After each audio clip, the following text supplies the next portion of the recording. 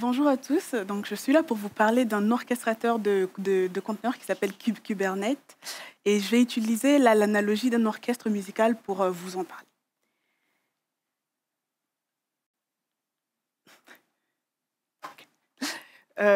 Tout d'abord, je m'aimerais rappeler deux choses. Donc, le fait qu'un conteneur informatique, évidemment, c'est donc le regroupement du code logiciel, de bibliothèques et des dépendances d'une application au sein d'un même paquet, et que l'orchestrateur de conteneurs a pour rôle de gérer le cycle de vie de ces conteneurs-là. Donc, j'attends là les créer, les déployer, les planifier. Et donc ici, on va se dire qu'on va définir un orchestre musical comme un ensemble d'instruments qui sont réunis pour exécuter une œuvre musicale. Et donc là commence notre analogie. On va se dire ici qu'un conteneur, c'est un morceau de musique. On se dit que les ressources et outils de notre orchestrateur, ce sont des instruments de musique. Ensuite, on se dit notre application containerisée, donc une application faite avec plusieurs conteneurs, c'est notre œuvre musicale à jouer. Et donc ici, vous l'aurez compris, Kubernetes devient donc un orchestre de conteneurs. Donc si on devait donner une définition de la même façon, on dirait que c'est Kubernetes ou un orchestre de conteneurs, c'est un ensemble de ressources et outils réunis pour exécuter une application containerisée. Alors, donc, sur le marché d'orchestrateurs de conteneurs, Kubernetes domine largement. Et donc, si on doit lui donner une définition technique, c'est un système open source qui permet d'automatiser le déploiement, la mise à l'échelle et la gestion des applications containerisées. Il a été conçu par Google et donné à l'organisme Cloud Native Computing Foundation, CNCF, qui fait des études régulièrement. Donc, j'ai tiré 3 chiffres de leurs études. On peut ici citer notamment le fait que 85% des grandes entreprises interrogées estiment que Kubernetes est essentiel pour leurs opérations quotidiennes.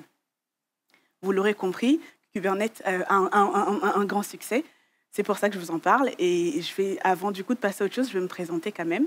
Donc moi, c'est Raissa Kasoki. Donc, je travaille sur Prestera depuis maintenant 4 ans. Et dans ma mission actuelle consiste à être ingénieur DevOps chez le client. Et dont une partie, c'est de faire du support sur un cluster Kubernetes. Donc, on va être ensemble pour à peu près 20 minutes. Et je tiens à rappeler que la présentation reste vraiment de niveau découverte. Et je ferai donc de raccourcis sur beaucoup de notions. Alors, comment je vais vous en parler? Tout d'abord, je vais vous présenter une petite application basique qui sera notre œuvre à jouer. Ensuite, un petit tour d'horizon pour voir un peu comment notre orchestre fonctionne. Et en troisième lieu, donc je vous montrerai un peu comment donc, notre œuvre à nous peut être jouée, peut être exécutée. Et en dernier lieu, donc, je donnerai quelques ressources en plus. Alors, donc, pour ce qui est de notre œuvre musicale, donc, qui est notre application, elle est très basique. C'est notre cliente Monique qui voulait une application qui permet de consulter et gérer les stocks de son magasin de smartphones. Je ne précise pas la marque. Donc, on est face à une application très basique. On a une partie interface web où l'utilisateur vient se connecter pour interagir avec l'application. Et en background, on a donc une source d'information qui est ici une API. Alors, donc, faisons un peu un tour de notre orchestre. Donc, tout d'abord, quand on parle de Kubernetes, souvent, on parle directement de cluster Kubernetes, ou Kubernetes, ou Kuites, appelez-le comme vous voulez. Et donc, juste un petit rappel, évidemment, un cluster, c'est un ensemble de nœuds qui sont connectés. Et donc, ici, les nœuds sont de ressources, donc des ressources plutôt matérielles, donc des machines, quoi, des ordinateurs, si on peut dire ça comme ça, et qui vont du coup, qui sont parmi les ressources et outils de notre orchestre. Et comme tout orchestre, Kubernetes a un chef d'orchestre, donc le maestro, c'est lui qui guide, et on l'appelle donc le control plane. Lui, c'est le cerveau, un peu le boss quoi, de l'orchestre, et il a des composants qui permettent de l'aider à accomplir cette tâche. On a tout d'abord les schedulers. Donc lui, son rôle, c'est de décider quel nœud va jouer quelle partie. C'est un peu autoritaire. Ensuite, on a le composant contrôleur dont le but, c'est de vérifier l'intégrité de ce qui est en train d'être joué pour être sûr que ça correspond bien à l'application demandée. Ensuite, on a une base de données pour sauvegarder tous les changements d'état, toutes les décisions qui sont prises au sein du cluster. Et ensuite, on a le composant API Server dont le but, c'est de communiquer et de permettre la communication entre tous les autres composants. Donc, comme je disais, c'est un cluster. Donc, il y a d'autres nœuds, notamment là, on a des nœuds qu'on va appeler exécuteurs, qui ont aussi des composants. Donc, ici, on a le composant Kubelet. Lui, son rôle, c'est vraiment d'exécuter les ordres reçus du chef d'orchestre. Il y a aussi un deuxième composant, c'est les kubeproxy, qui permettent la communication entre le ressource sur les nœuds exécuteurs. Et ensuite, on a des pods, donc qu'on va appeler des petites entités qui portent les conteneurs. Donc ça, c'était un tour rapide de notre orchestre. Ensuite, voyons ici comment va être joué, quelles ressources ont été choisies pour jouer notre œuvre. Tout d'abord, on va commencer par le pod. Donc le pod, comme je l'avais dit juste avant, c'est vraiment la petite entité qui porte le conteneur.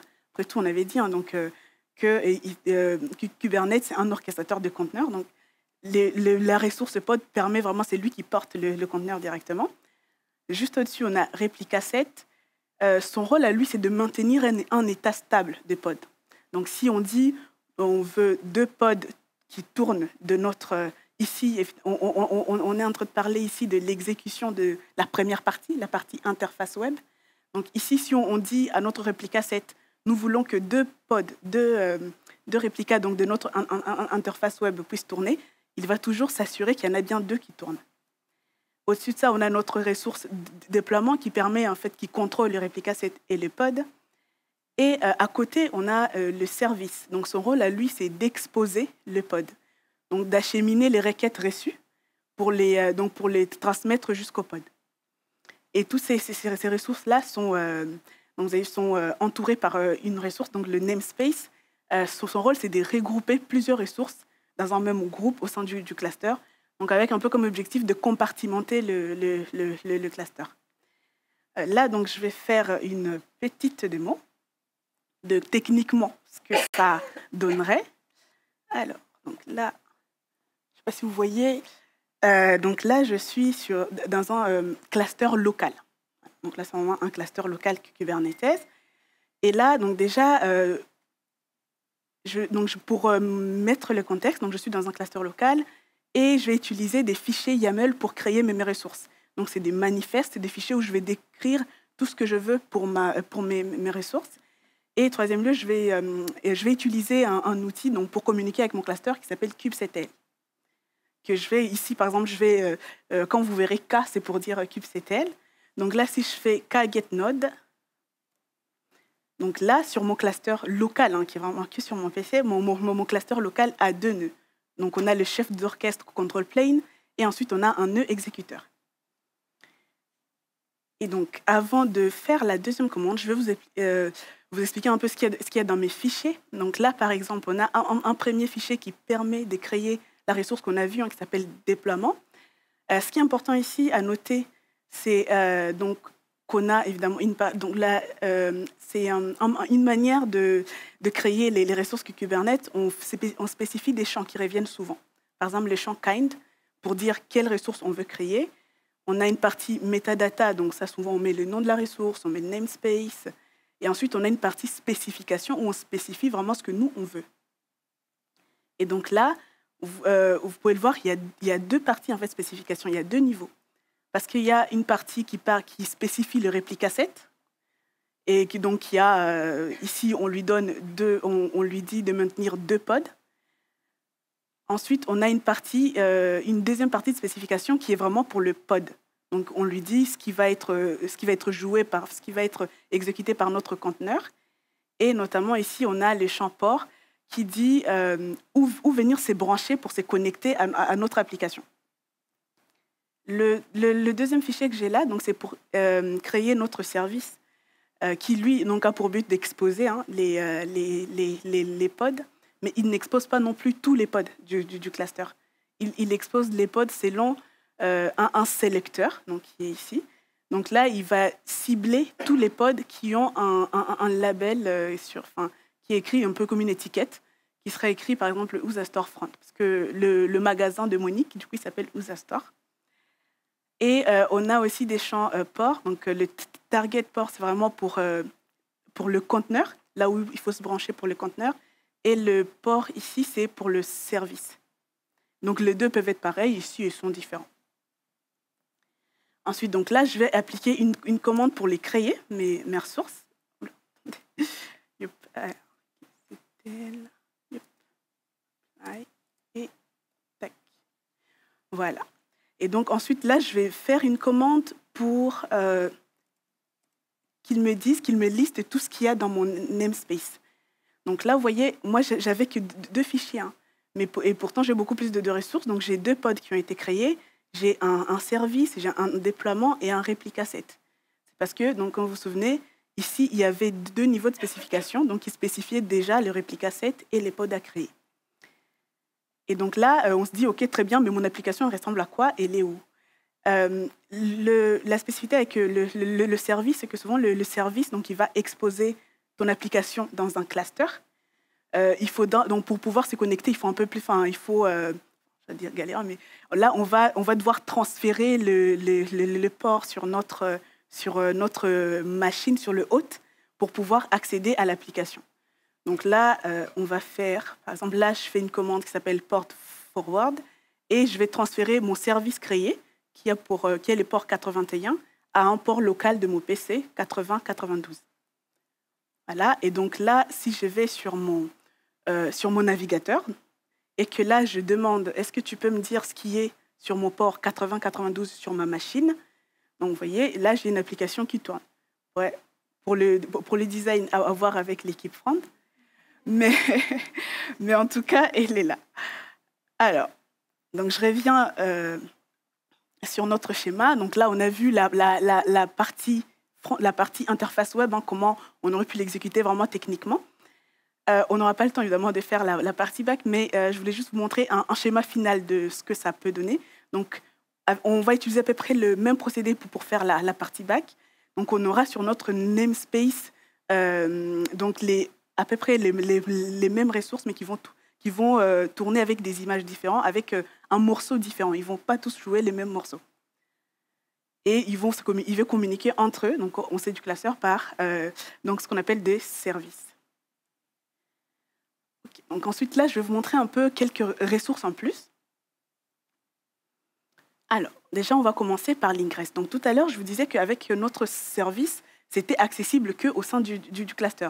Vous vous en doutez, tous les gens qui ont envie de se connecter à votre application, ils ne vont pas aller faire des commandes pour se connecter à votre cluster. Donc, on a la ressource qui s'appelle Ingress, qui, elle, permet d'exposer votre application au monde entier, si on peut le dire comme ça, mais en tout cas en dehors de votre cluster.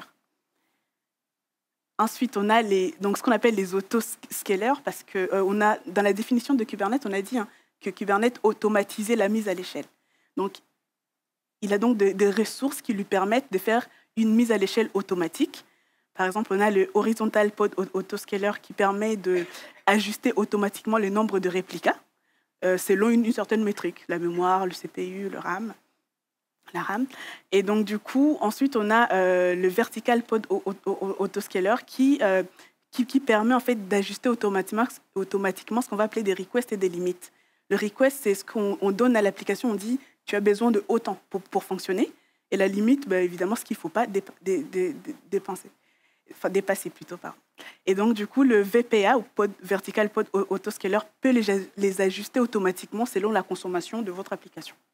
Puis, on a aussi les Cluster Pod Autoscaler, qui est plutôt côté administrateur de cluster, qui permet d'ajuster carrément le nombre de nœuds qu'il y a sur votre cluster.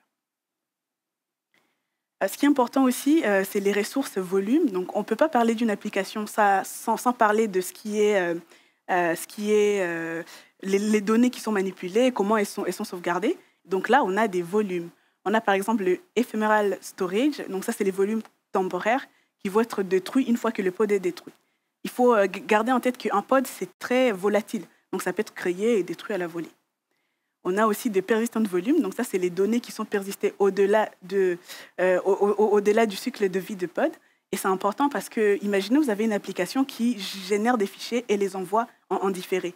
vous avez besoin de les sauvegarder entre-temps. Donc, si par exemple votre pod tombe ou votre collègue a supprimé le pod, vous savez que quand le pod va redémarrer, va être créé, il va trouver le fichier au bon endroit. Donc, pour conclure, j'aimerais que vous reteniez 3 choses en tout cas. La première, l'effet que Kubernetes donc, permet d'automatiser la gestion des applications containerisées et peut gérer un grand nombre de conteneurs. Ensuite, il y a le fait que donc, Kubernetes a un chef d'orchestre, le control plane, hein, qui a 3 rôles principalement. Vérifier qu'on est en train d'exécuter la bonne application, sauvegarder tous les changements d'état et les décisions, et organiser la distribution pour savoir qui est en train de jouer quoi. Et le troisième point, c'est l'effet qu'on a une grande diversité de ressources et on peut aussi créer des ressources customisées. Et donc là, ce que je vous ai montré, c'est une version basique, évidemment, de Kubernetes, mais quand on est dans la vraie vie, en entreprise, on a besoin de plus de choses que notre application et quelques ressources qu'on a créées. Si, par exemple, on veut monitorer, on va rajouter du Prometheus, du Grafana. Si on veut sauvegarder les logs pour voir quand il y a quelque chose qui ne se passe pas bien, on va peut-être rajouter du Loki. Si on veut faire du déploiement continu, on va peut-être rajouter aussi, par exemple, le GitLab. Donc, vous voyez, l'écosystème se complexifie au fur et à mesure que notre besoin à nous, qu'on veut se rapprocher d'une application optimale. Voilà. Donc, merci beaucoup de m'avoir écouté et vous avez le QR code pour le feedback.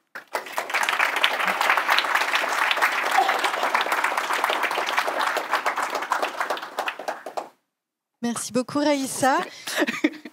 Est-ce qu'il y a des questions?